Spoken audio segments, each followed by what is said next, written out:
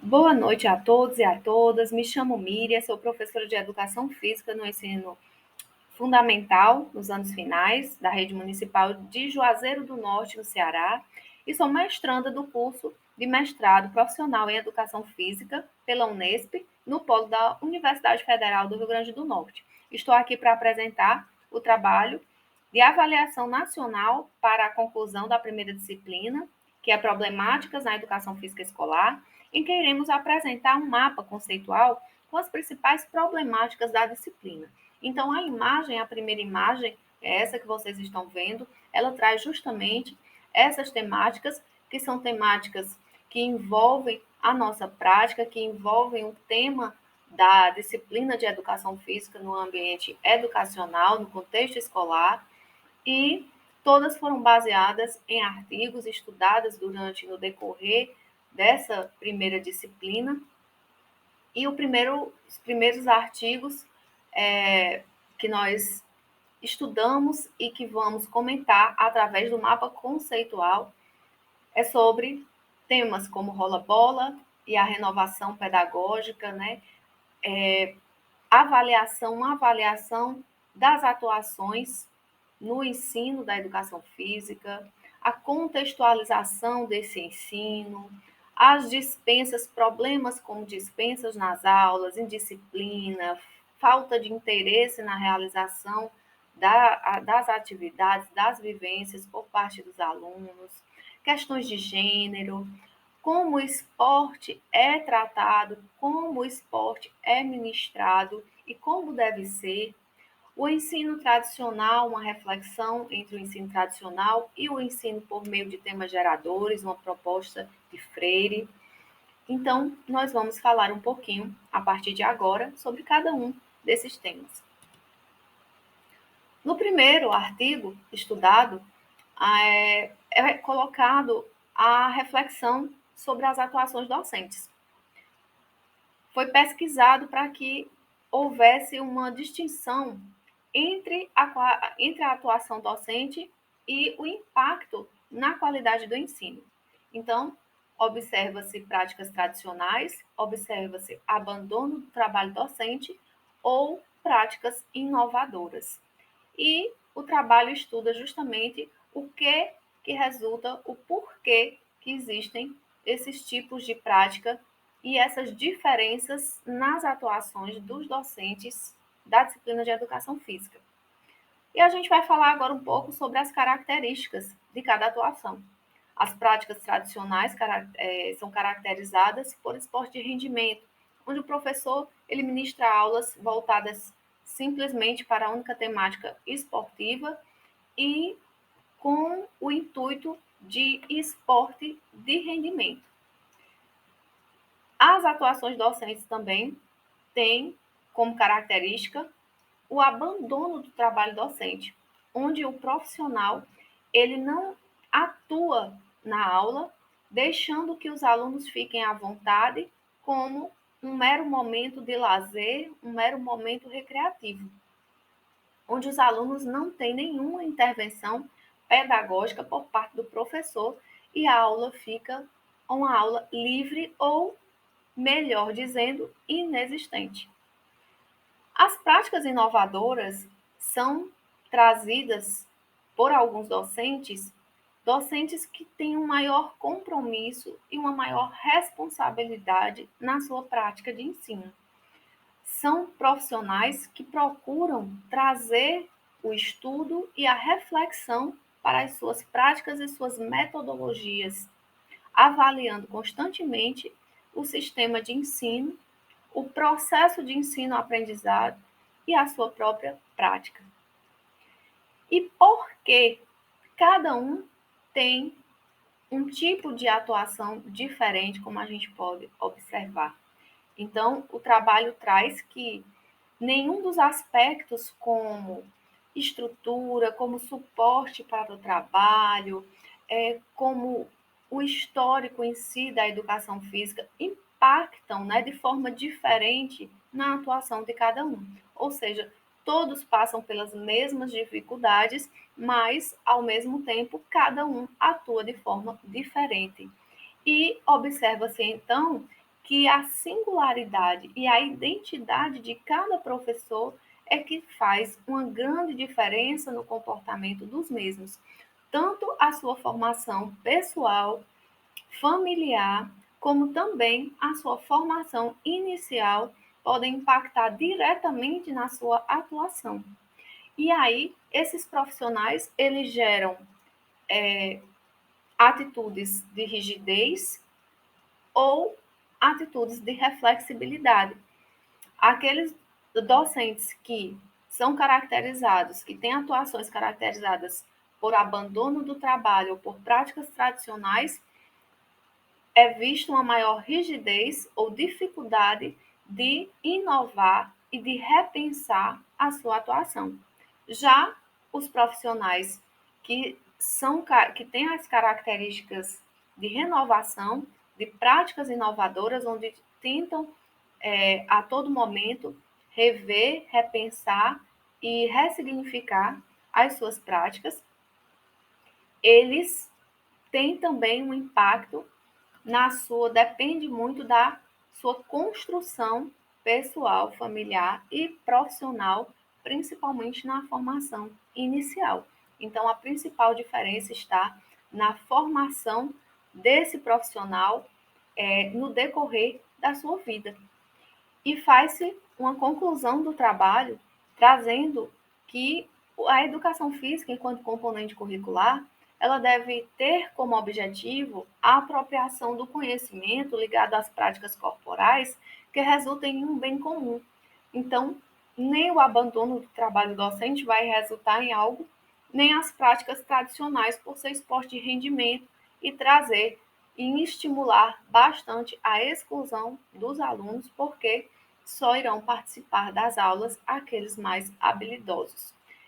O trabalho traz uma análise maior das atuações de abandono do trabalho docente e de atuações das práticas inovadoras, e chegam à conclusão da importância de se repensar a educação física e de se trabalhar para que ela realmente resulte num bem social, para que os alunos tenham e se apropriem desse conhecimento da cultura corporal para agir e atuar na sociedade, melhorando assim a nossa sociedade. Já na relação entre o ensinar a fazer e o ensinar sobre o fazer de Darido, ela já traz uma reflexão sobre a necessidade de contextualizar os conteúdos, as temáticas da cultura corporal do movimento. Ela coloca que a problemática que existe da relação teoria e prática, ela também está muito associada ao modelo tradicional e à ênfase do ensinar a fazer, ou seja, a falta de diálogo entre os conteúdos desenvolvidos e os propostos em sala de aula também. Ou seja, muitas vezes os docentes eles atuam de forma separada. Quando realizam as vivências das aulas de educação física, eles não dialogam com a dimensão conceitual. A dimensão conceitual vai ser trabalhada com uma determinada temática e a dimensão procedimental vai ser trabalhada com outras temáticas, ou por abandono docente, deixando a aula livre, ou trabalhando modalidades esportivas já desenvolvidas e já realizadas na cultura da sociedade, que são os principais os esportes mais conhecidos e mais utilizados na educação física escolar, que são futebol, futsal, o basquete e o handebol. Então, ela coloca a necessidade de pensar, porque o modelo tradicional, ele só coloca o fazer e não o pensar sobre o fazer, o porquê fazer, e simplesmente só o fazer, o gesto técnico, a repetição, sem nenhuma contextualização. E quando é colocado um apoio, uma ferramenta que é oportunizada para a melhoria dessas práticas pedagógicas, muitos docentes acabam separando por não saber lidar com determinadas temáticas que, além do esporte, também fazem parte da, da temática da disciplina de educação física. E aí ela coloca o desafio de superar o lazer ou atividade física, passando a componente curricular que tematiza a cultura corporal. Então, desse processo de tradicional de ensino, onde só se ensina a fazer, trazendo automaticamente o lazer e a atividade física em si como uma mera atividade, sem uma contextualização, para que exista essa superação, para que se tematize essa cultura, para que se entenda o porquê dessas práticas e desses movimentos. Então, trazemos aqui procedimentos, fatos e conceitos. O equilíbrio entre todas as dimensões. E também, dentro dessa problemática da relação teoria e prática, é colocado no trabalho os movimentos renovadores e o conhecimento sobre o fazer. Esse conhecimento, ele só passa a vir com os movimentos renovadores, que faziam parte, né, são autores que traziam, né, essa nova abordagem, esse novo pensar sobre a educação física, onde não mais se cabia fazer por fazer, fazer simplesmente o gesto, mas sim teria que ser pensado, teria que se discutir esse fazer, teria que se entender o porquê de fazer. Então, existe um processo histórico onde a educação física passa por toda uma mudança na sua concepção e isso, às vezes, dificulta o entendimento e a atuação do profissional para agindo de acordo com o objetivo que a educação física, enquanto componente curricular, tem no nosso contexto atual. Então, os docentes, eles, eles têm essa dificuldade, foi visto isso na própria pesquisa, onde foi pesquisado e foi observado que os docentes que foram analisados, eles não tematizavam os conteúdos na dimensão conceitual.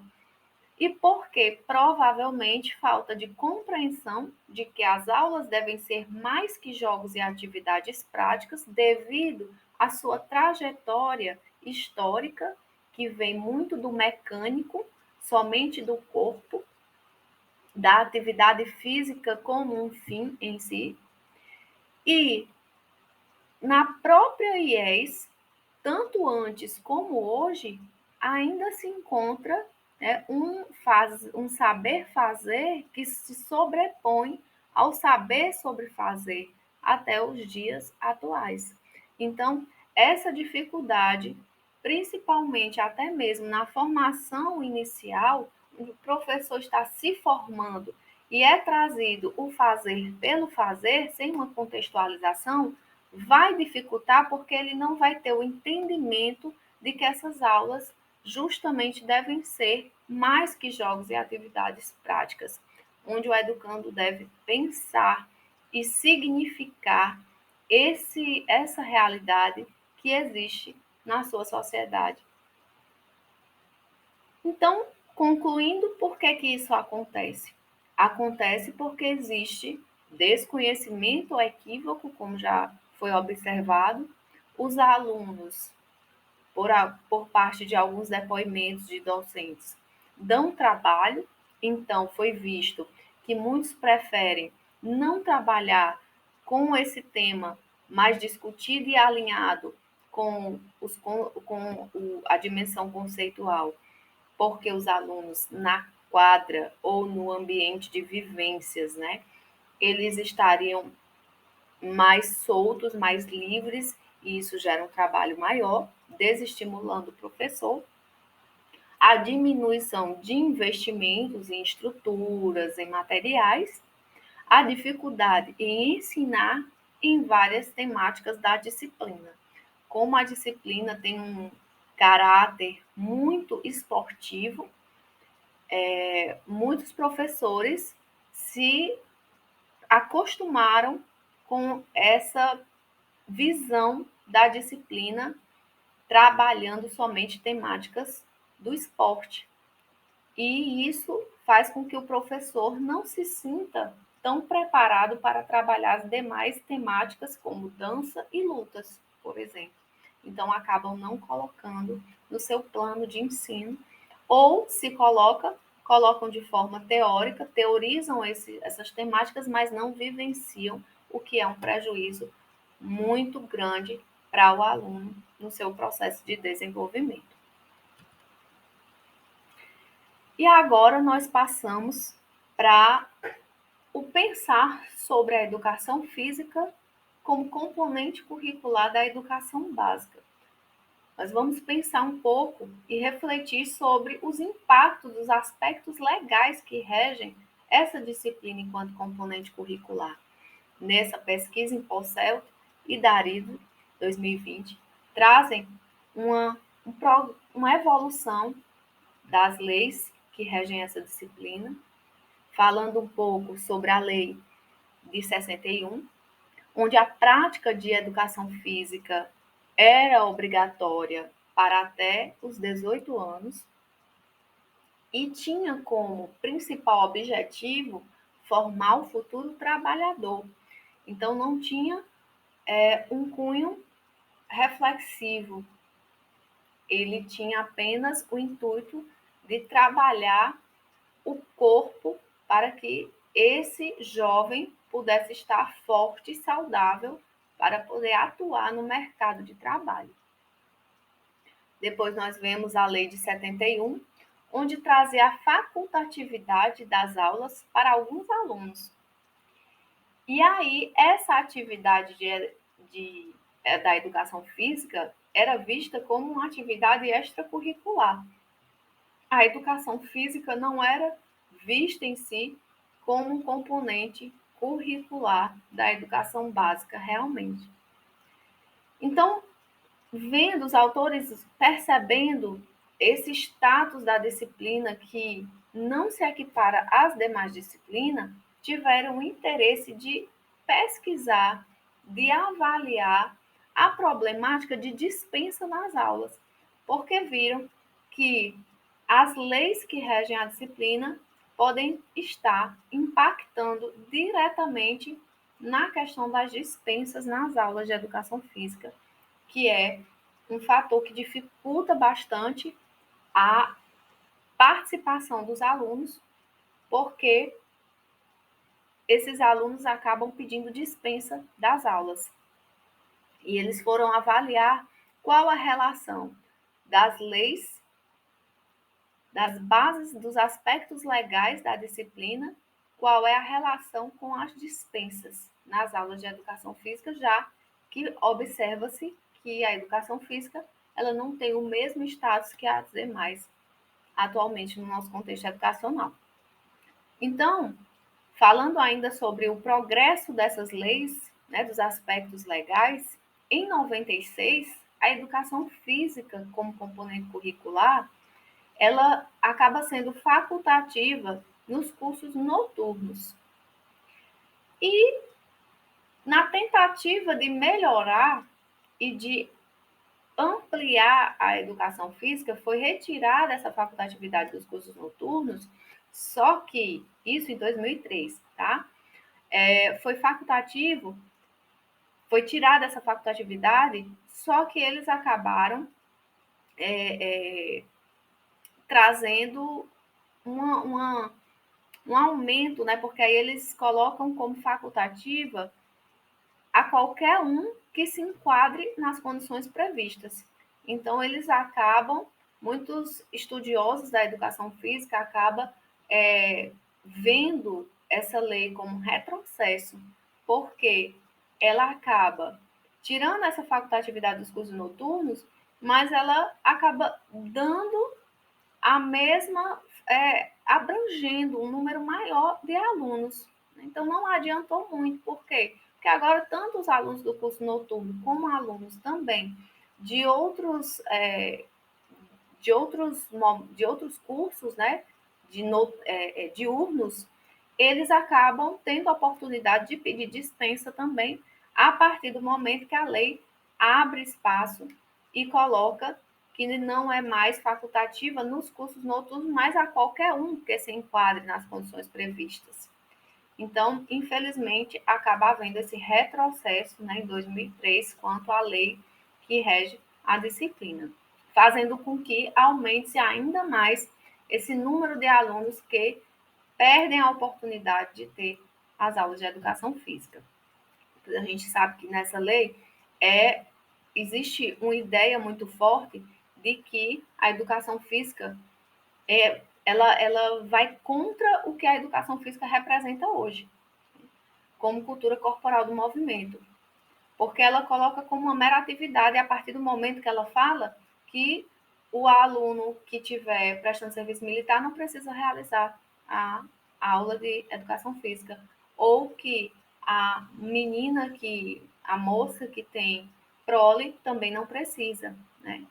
Então, isso faz a gente pensar em várias questões, como, por exemplo, que se a menina já, a mulher que tem que estar ali, cuidar da casa, cuidar dos filhos, e não precisa necessariamente das aulas que iria dar suporte a ela para o mercado de trabalho, por exemplo. Então, traz um grande retrocesso e vai contra o que a educação física, o papel da educação física no ambiente escolar, porque ela diz com essa lei praticamente que a educação física ela é uma atividade com uma finalidade em si só, né? Sem uma reflexão e sem o pensar. E quais são agora outras possíveis causas, né? Além dessas leis que pode resultar num aumento tão grande de dispensas, como foi estudado em uma escola. Essa pesquisa foi baseada no estudo de uma escola, onde existia um grande número de dispensa. E o que é que foi visto, né, depois de toda essa reflexão também acerca do impacto dos aspectos legais em relação à, à dispensa nas aulas? Nessa escola foi visto que as aulas fora da grade também impactam, na pesquisa em si foi visto isso também, e também controles frágeis para as dispensas, ou seja, nas aulas fora da grade, muitos alunos não tinham como voltar, né? Muitos alunos eles ficavam longe para que eles pudessem voltar novamente para a escola em outro período para fazer somente uma aula de educação física.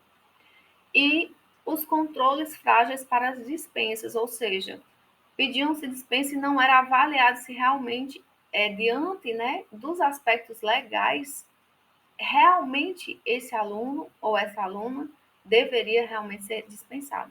Então, começou-se a observar que, apesar desses impactos dos aspectos legais de forma negativa, também deve-se analisar e estudar mais, porque podemos, através da análise maior dessas leis, encontrarmos meios de diminuir, através desse controle e desse olhar da legislação, das leis que regem a disciplina, encontrar meios para que esses alunos não tenham a dispensa sem estar realmente dentro do que a lei permite. Então, o estudo dessas leis é muito importante, porque às vezes existe uma falta de entendimento, de interpretação de alguns aspectos, né, de condições para que realmente aconteçam as disciplinas, e que pode ser revisto, e a partir disso as dispensas podem diminuir de forma significativa. E então as soluções que nessa escola foram observadas e tiveram um excelente resultado na diminuição das dispensas foi a criação de avaliação paralela, ou seja, os alunos dispensados, eles teriam que realizar uma avaliação à parte de pesquisa, de trabalho, de redação, uma apresentação, que eles teriam que realizar para poder ter a nota da disciplina de educação física. Mecanismos diferentes para alunos dispensados das aulas e alunos de determinadas atividades, porque observou-se que nem todos os alunos precisam ser dispensados das aulas em si, né? E aí tem muitos alunos que apenas não podem fazer determinadas atividades. E aí tem que haver todo um mecanismo, né, diferenciado para esses alunos. E agora nós vamos para mais um tema que foi estudado nessa disciplina, mais um tema que é uma problemática da educação física, que tem muito a ver com a dispensa nas aulas também, que a gente acabou de falar, que é o afastamento e a indisciplina dos alunos nas aulas de educação física escolar. Então, os autores trazem, né, essa temática, essa problemática que a gente vive até os dias atuais, que é o afastamento e também essa indisciplina durante as aulas. E a gente vai falar um pouco sobre o porquê, né, desse afastamento. E foi observado, né, observa-se que o afastamento se dá por algumas questões como os aspectos legais que regem a disciplina, como a gente já abordou anteriormente. A gente pode observar também as aulas no contraturno, como foi visto no trabalho anterior, que tem total relação com esse artigo também, com esse estudo. A repetição de conteúdos, né, conteúdos de esporte, que são ministrados de forma repetitiva durante todo o ensino básico. Isso gera um desestímulo nos alunos e insucesso e exclusão dos alunos através de práticas, por exemplo, de esporte de rendimento, né? Ou então práticas como a gente vai observar também quando a gente falar um pouquinho de gênero, que também traz um desestímulo e exclusão por parte, por exemplo, das mulheres na educação física e pode ter impacto no afastamento das meninas. Então, tem relação também com a temática de gênero.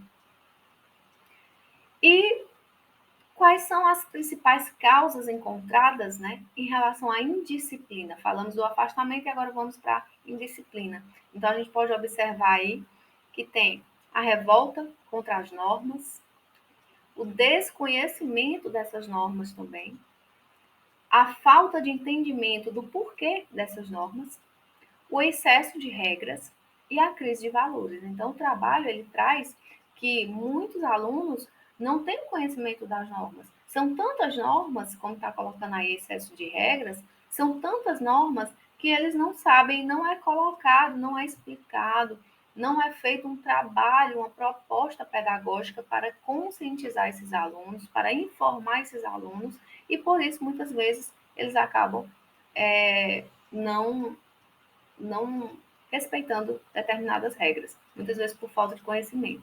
A falta de entendimento também dos porquês. Se eles não sabem porquê, eles também não aceitam não fazer. Então, esse processo de conscientização, que muitas vezes não é realizado pela escola. O excesso de regras, que acaba também gerando uma certa confusão nesse respeitar as regras, muitas regras, uma exceção, uma excessividade de regras, faz com que os alunos acabem se desestimulando em respeitar. E a crise de valores, foi visto também que os alunos não tinham, por exemplo, personagens, né, que falavam muito de justiça, de paz, de honestidade, mas eles não tinham um ídolo. Os ídolos eram totalmente diferentes daqueles temas que eles achavam relevantes. Então, viu-se aí também uma crise de valores. E como poderíamos trabalhar para solucionar?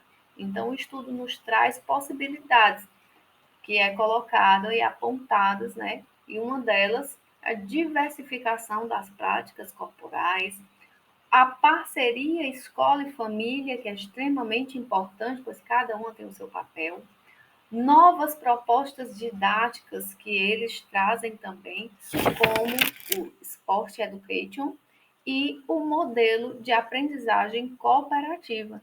Então, nos dois modelos, né, cada um traz uma forma, uma ferramenta para se trabalhar. No Sport Education, o objetivo é potencializar a participação de todos os alunos, onde cada aluno vai participar de uma função de determinada temática do esporte, no caso, e o modelo de aprendizagem cooperativa, os estudantes eles vão atuar como co-aprendizes, tanto os estudantes quanto os professores. Então, é desenvolvido pequenos grupos, geralmente heterogêneos, onde os alunos unem forças para melhorar suas aprendizagens e, mais particularmente, a dos seus colegas. Então, são novas propostas didáticas que podem vir auxiliar nesse trabalho, né, nesse combate ao afastamento e à indisciplina dos alunos nas aulas de educação física.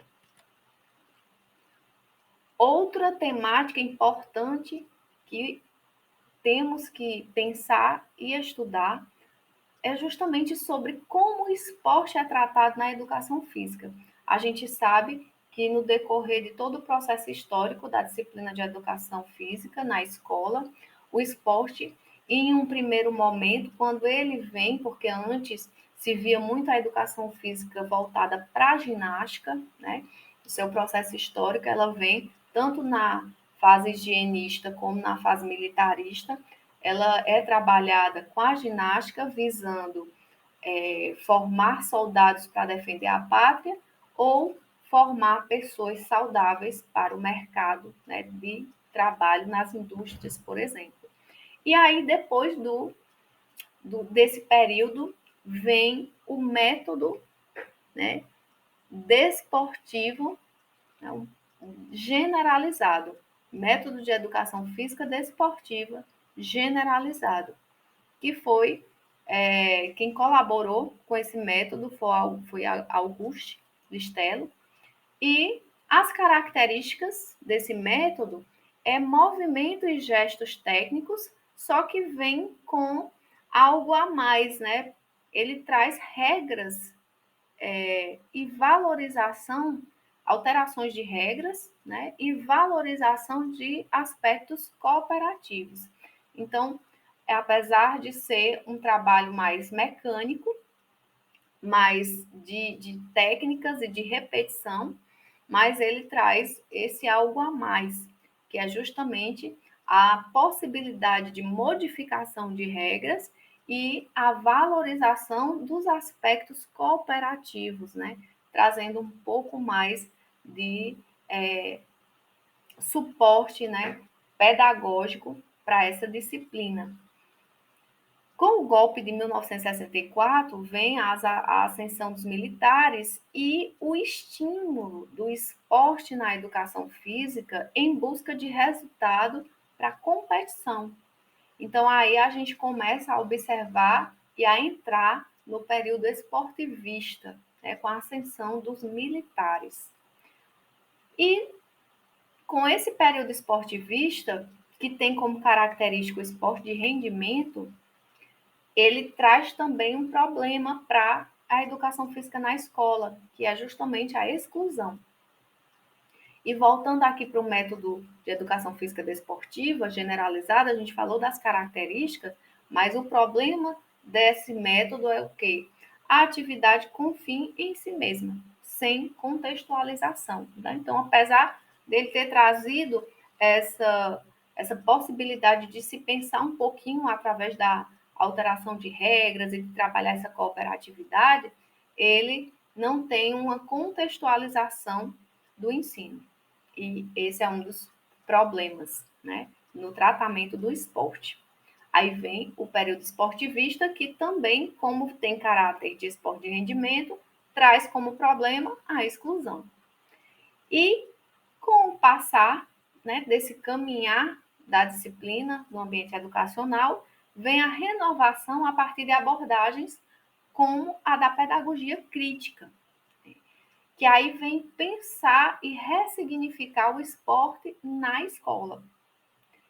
E ele traz essa proposta, o estudo traz a proposta da ideia, né, para se colocar qual a importância do esporte no contexto escolar. Então, vem essa renovação, que vem através da pedagogia crítica, onde é altamente criticado esse modelo esportivista na escola, e com isso vai existindo, com o movimento que é caracterizado como movimento renovador, toda a transformação do esporte, né, dentro do ambiente educacional. E aí acaba se perguntando qual a importância do esporte no contexto escolar. Ele deve estar, sim, né, no contexto escolar. Por quê? Porque o esporte está fortemente presente na sociedade.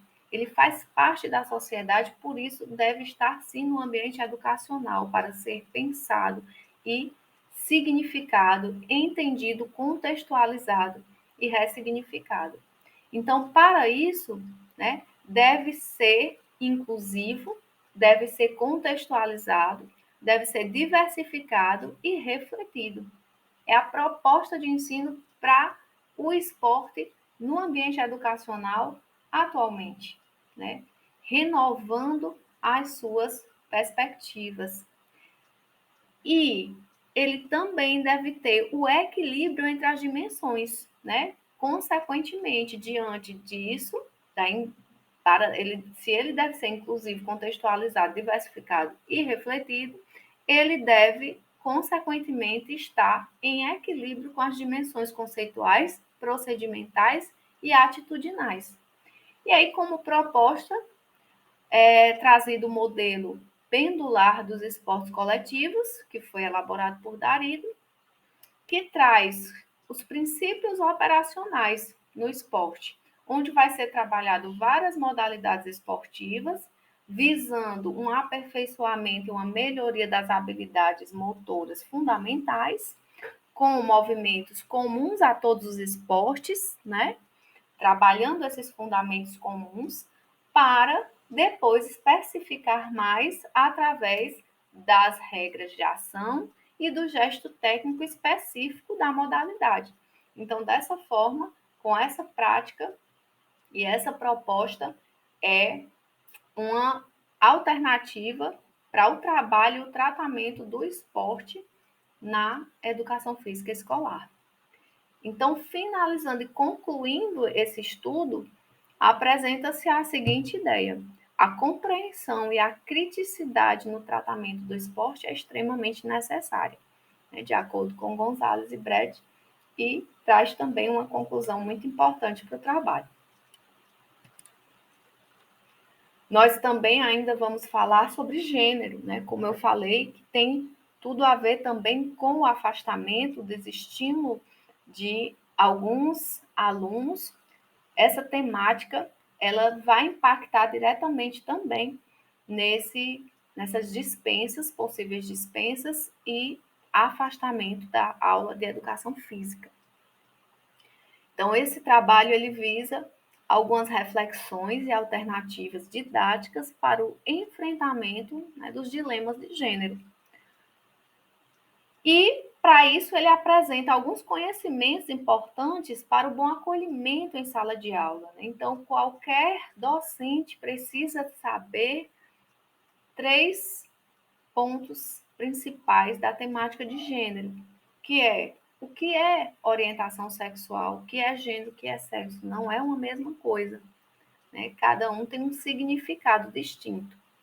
Então, aqui ele coloca que a orientação sexual são critérios estabelecidos através das convenções sociais, O gênero, né, já está mais ligado aos aspectos biológicos, e o sexo é a diversidade de possibilidades de viver a sexualidade.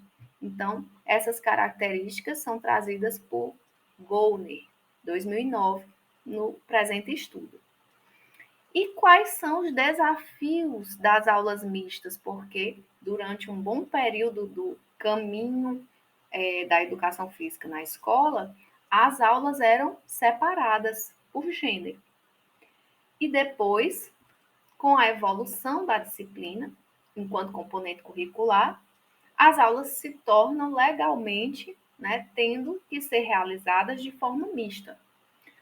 E quais os desafios que foram encontrados, né? Além da muita resistência por parte dos docentes diante daquele hábito que se tinha e a própria cultura, né, que traz uma concepção dessa temática equivocada, e hoje se faz um trabalho para a ressignificação, né, para uma prática mais consciente e de maior qualidade nas aulas, né?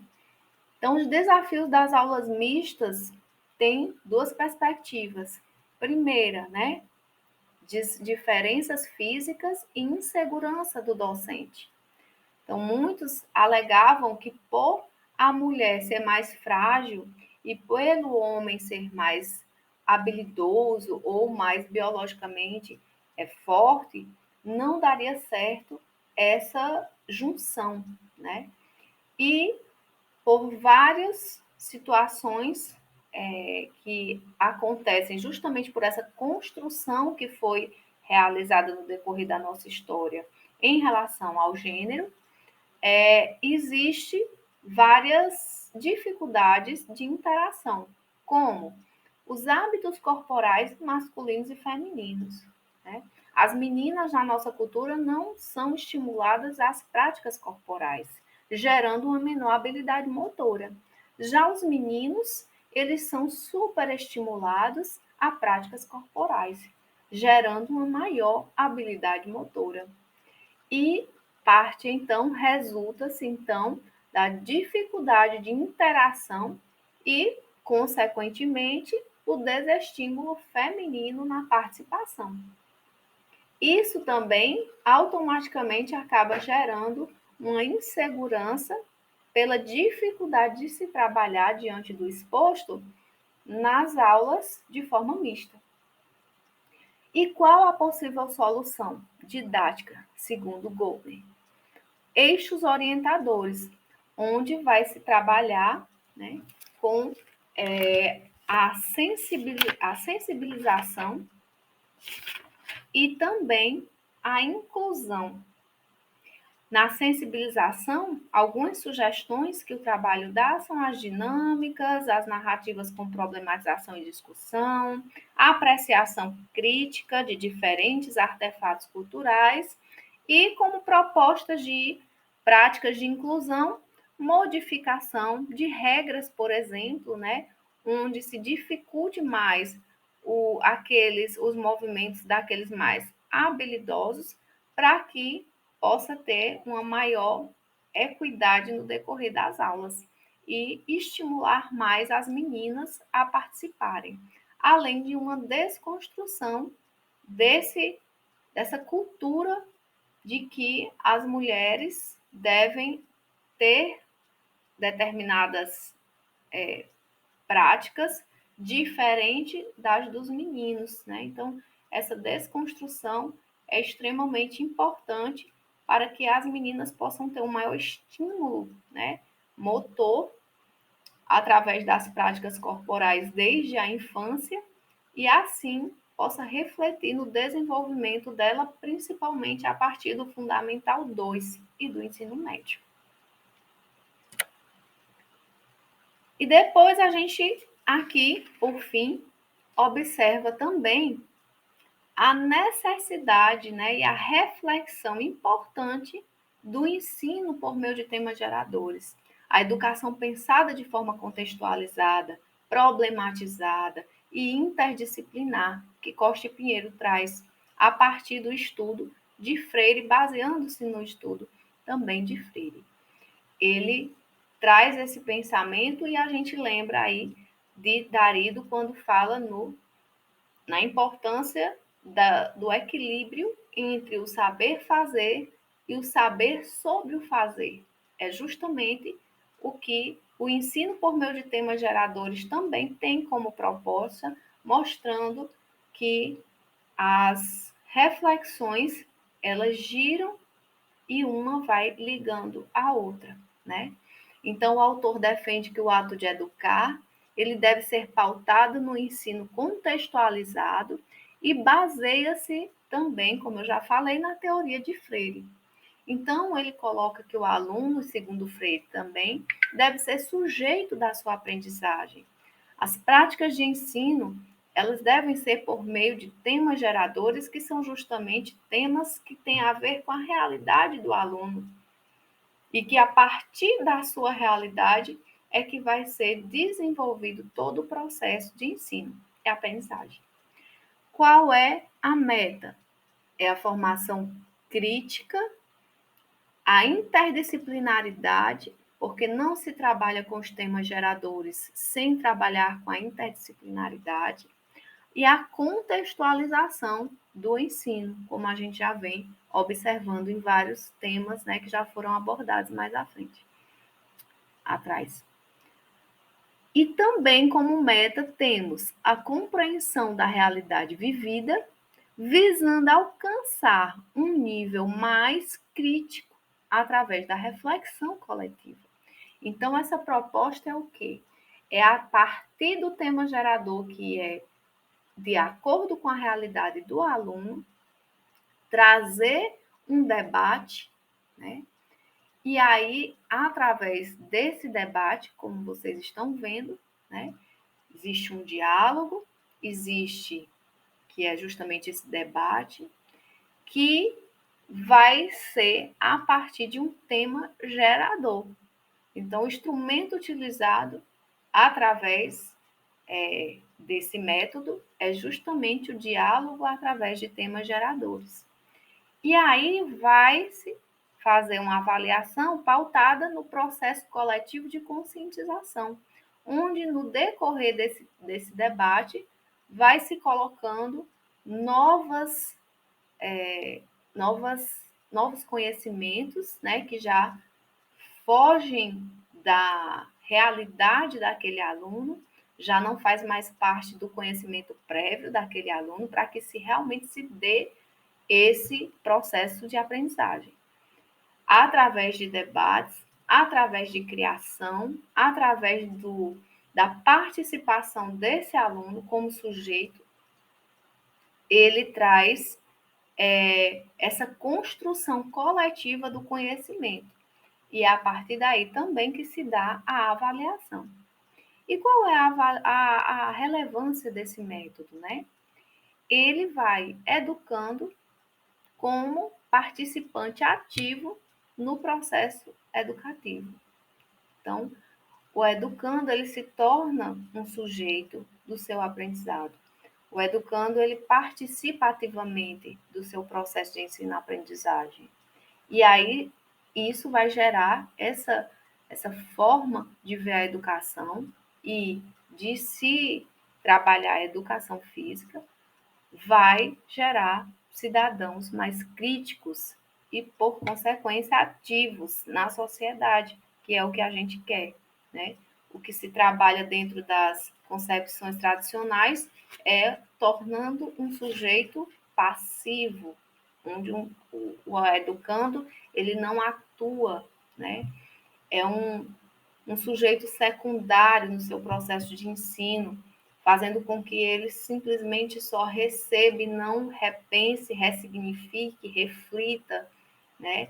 Pense de forma crítica, entenda o porquê das coisas, ele simplesmente só recebe. E esse é o processo de ensino que a gente deve retirar das nossas práticas, trazendo justamente práticas inovadoras como essa, onde o aluno deve ser sujeito atuante nesse processo, educacional, para que ele possa realmente fazer a diferença na sociedade, para que ele possa se sentir ativo e participante e parte da sociedade. Então, é extremamente importante para a educação e para a melhora, né, da nossa sociedade, a educação contextualizada. E finalizamos por aqui. Esse foi o meu trabalho. Agradeço a atenção de todos e boa noite.